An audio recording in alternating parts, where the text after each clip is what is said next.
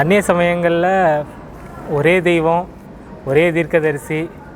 ஆனால் நம்ம சமயத்தில் பல தெய்வங்கள், பல மகான்கள், பல முனிவர்கள், பல ரிஷிகள், நிறைய பேர் இருக்காங்க. இதில் எது சரி? கொஞ்சம் தெளிவாக விளக்கம் கொடுங்க ஐயா. அது நீங்கள் சொல்கிற விஷயம் இருக்கே, நம்ம சிந்திக்க வேண்டிய விஷயம். அதாவது எல்லாரும் சொல்கிறது ஒரே கடவுள் தான், ஏக இறைவன் தான். இந்து சமயமும் அதுதான் சொல்லுது.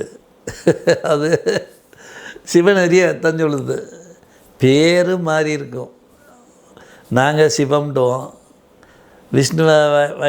விஷ்ணுவை கும்பிட்றவங்க இதுதான் வைணவம், விஷ்ணு தான், மகாவிஷ்ணு தான்டுவாங்க. அப்புறம் அல்லாண்டுவான், இவன் கர்த்தன்டுவான், சரிதான். இது எல்லாம் மகா பிரம்மம்டுவாங்க, இயற்கை மகாசக்தின்டுவாங்க நாத்திகர்கள்.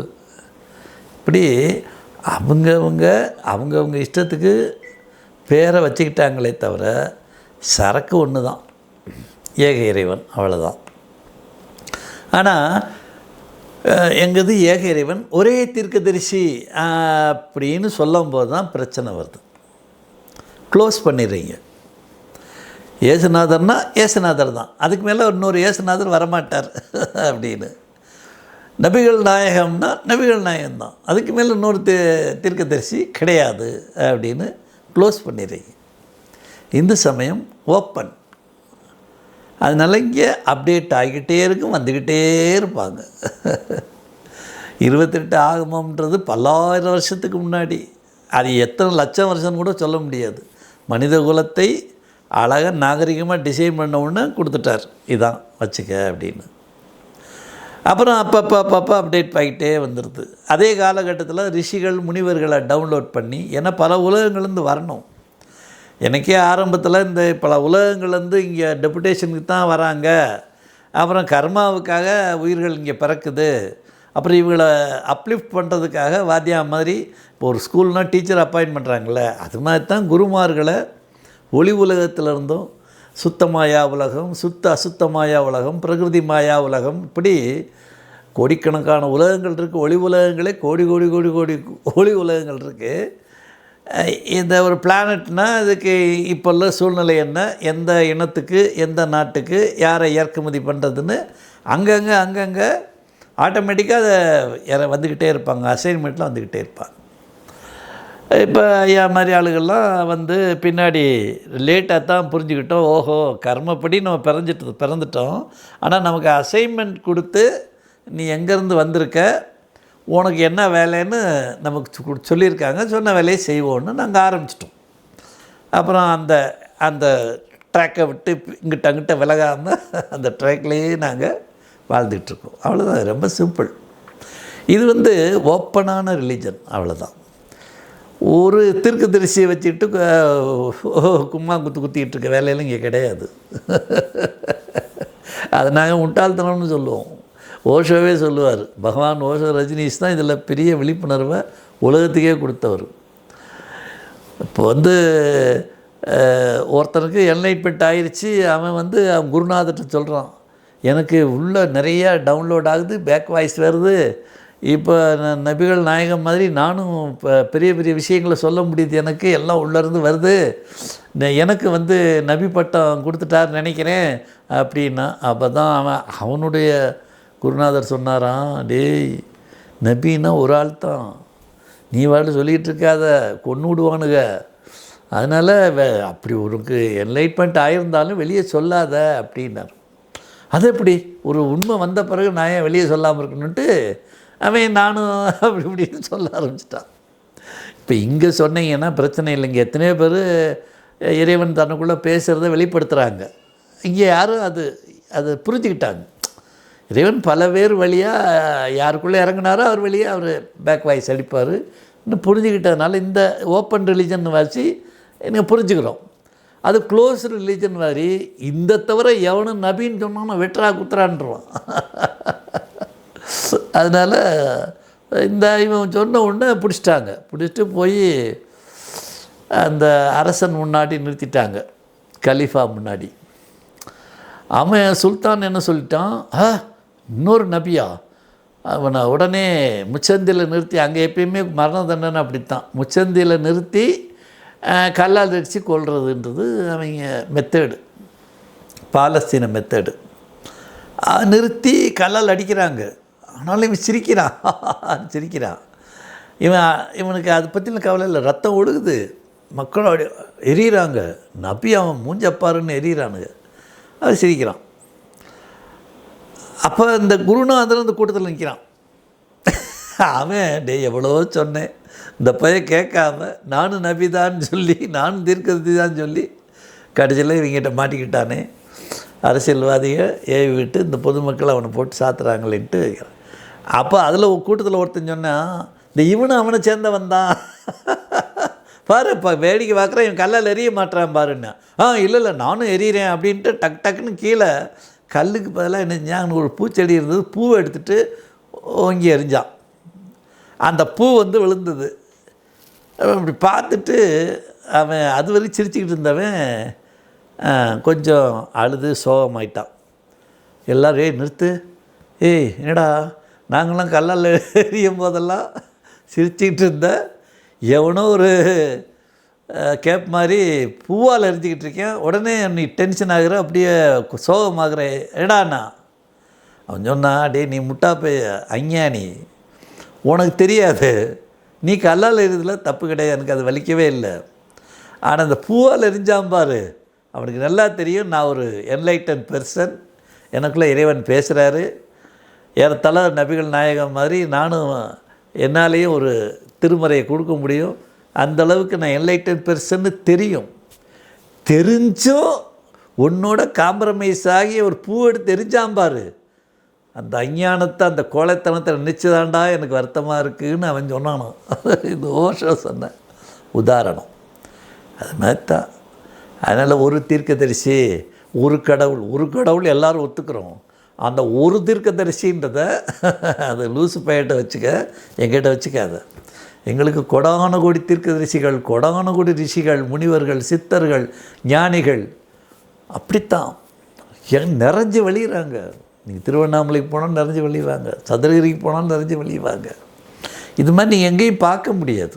இந்தியாவில், தமிழ்நாட்டில், இந்தியாவில் மட்டும்தான் மகான்களையும் முனிவர்களையும் ரிஷிகளையும் நீங்கள் முனிவர்கள் பார்க்க முடியும், மற்ற இடத்துல பார்க்க முடியாது. அதில் அவங்க சொன்ன அந்த அதீதமான விஷயங்கள் தான் திருவருட்பா, திருவாசகம், திருமூலர் திருமந்திரம், சிவன் சொன்னது சிவசூத்திரம், அவை தாய் சொன்னது அவை குரல், இப்படி நம்மகிட்ட அப்படியே பொதிஞ்சு கிடக்கு. அது உங்களுக்கு இந்த நாத்திகன் நாதாரின் நாய்ங்க ஒரு 50 வருஷமாக ஒன்றை முட்டாளாக்கிட்டானுங்க, பகுத்தறிவு ஒன்றை முட்டாப்பை ஆக்கிட்டானுங்க. நான் அந்த முட்டாள் கூட்டத்தோடு உட்காந்துருந்தவன் தான். அப்புறம் புரிஞ்சது, ஒரு தவறு பண்ணிட்டோம். எங்கள் அப்பாவுக்கு கண்ணு போனவனு புரிஞ்சிருச்சு. அவர் கண் இருக்கிறதட்டி அவர் ஒரு பெரியாரிஸ்டாக இருந்தார். கண்ணு போனவுடனே தான் அவர் நிலை குலைஞ்சி இருக்கும்போது திருக்குறளை அவர் கையில் கொடுத்தாங்க, படித்தார். அப்புறம் அவருக்கு ஒரு பெரிய அளவில் என்லைட்மெண்ட் வந்துச்சு. அப்புறம் சில மிராக்கிள்ஸ் நடந்தது. நான் சின்ன வயசாக இருக்கும்போது அது நானே அந்த மிராக்கிள் நடந்த ஒன்று தான், அந்த மகாசக்தியை நம்ம மதிக்க மறந்துட்டோம் அப்படின்ட்டு. அப்புறம் அவர் லைஃப் ஆகி அவர் அரசவை கலைஞரானார். அதனால தான் அவருடைய வரலாறு, அவர் முத நிகழ்ச்சி நடத்தோட அத்திப்பட்டின்னு ஒரு கிராமம், அதுக்கு பக்கத்தில் தான் நான் இப்போ என்னுடைய குடியில் கட்டுறேன். மக்கள்லாம் சமாதியை கற்றுக் கொடுக்குறதுக்காக சாப்டூர்ன்ற ஊரில் நான் தவக்குடில்கள் அப்படின்னு கட்டிக்கிட்டு இருக்கேன். அதில் நீங்கள் எல்லாம் எப்படி அந்த விபாசனா மாதிரி நீங்கள் கற்றுக்கிட்டு நீங்கள் உங்கள் இடத்துல போய் நீங்கள் அப்படி இருந்துக்கலாம் அப்படின்னு சொல்லி செஞ்சிகிட்ருக்கேன். அந்த கிராமந்தான் எங்கள் அப்பா முத கவனகா நடத்தின கிராமம். அதனால தான் அத்திப்பட்டி தொடங்கி அரசவை கலைஞர் வரை அப்படின்னு எங்கள் அப்பா வாழ்க்கையை நான் தொகுத்து வச்சுருக்கேன். அது மாதிரி இளையராஜா வாழ்க்கையை பண்ணைப்புறம் தொடங்கி பக்கிங்காம் அரண்மனை வரை, ஏன்னா அவர் மேஸ்ட்ரோ பட்டம் வந்தவொடனே பக்கிங்காம் அரண்மனையில் தான் அவருக்கு அது கொடுத்தாங்க. ஆனால் அவர் பிறந்தது பண்ணைப்புறம், கோம்பை அந்த உத்தமபாளையம் பக்கத்தில்.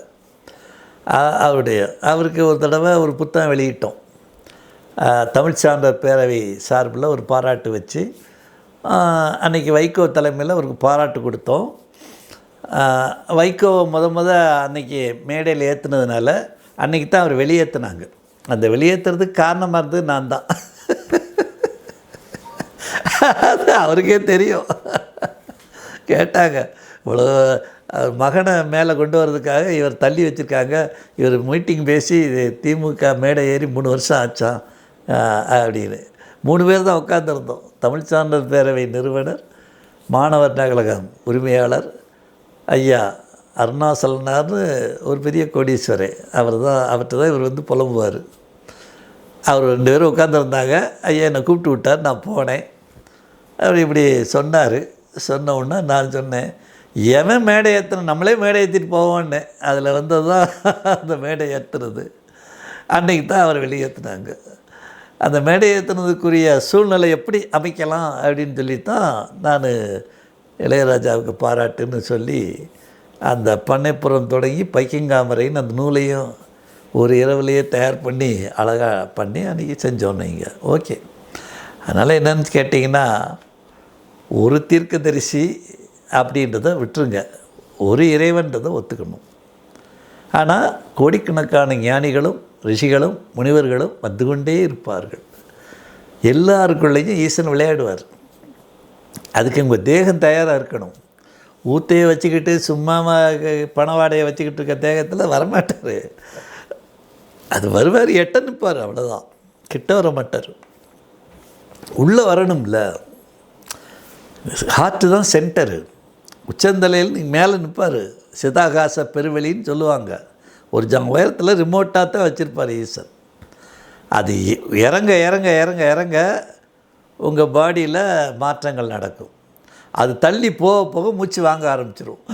அப்படி இறைவன் தள்ளி போனதுக்கு அடையாளம் தான் மூச்சு வாங்கிறது. பால்பிட்டேஷன் எல்லாம் வர்றது அதில் தான். அதனால் இறைவன் நெருங்க நெருங்க மூச்சு நின்றும், அப்படியே ஒடுங்கிடும். விளங்குதா? நமக்கு சமாதி கைகூடும். மூச்சு இறைவன் தள்ளி போக போக உங்களுக்கு மூச்சு வீசிங் வர ஆரம்பிச்சிடும். இந்த ஆக்சிஜன் சிலிண்டர்லாம் கொண்டு போயிட்டு கடைசி காலத்தில் போராடுறாங்களே ஐசியூவில் வச்சுக்கிட்டு, அதெல்லாம் என்னென்னா கடவுள் தள்ளி போகிறாருன்னு அர்த்தம். இறைவனை தள்ளி போகாமல் பார்த்துக்கணும். ரொம்ப சிம்பிள். அதுக்கு இவங்களை நம்பாதீங்க. இந்த கிறிஸ்தவ பாவாடைகளை நம்பி ஏமாறாதீங்க. அது மாதிரி குல்லாக்களை நம்பி ஏமாறாதீங்க. உங்களுக்கு ஒன்றுமே ஆகாது. எவனும் இது வரைக்கும் அப்படி அடைஞ்சதே கிடையாது. நீங்கள் சமாதியானவனை தேடினீங்கன்னா அது இந்து சமயத்தில் சிவநெறியில் தான் இருப்பான்.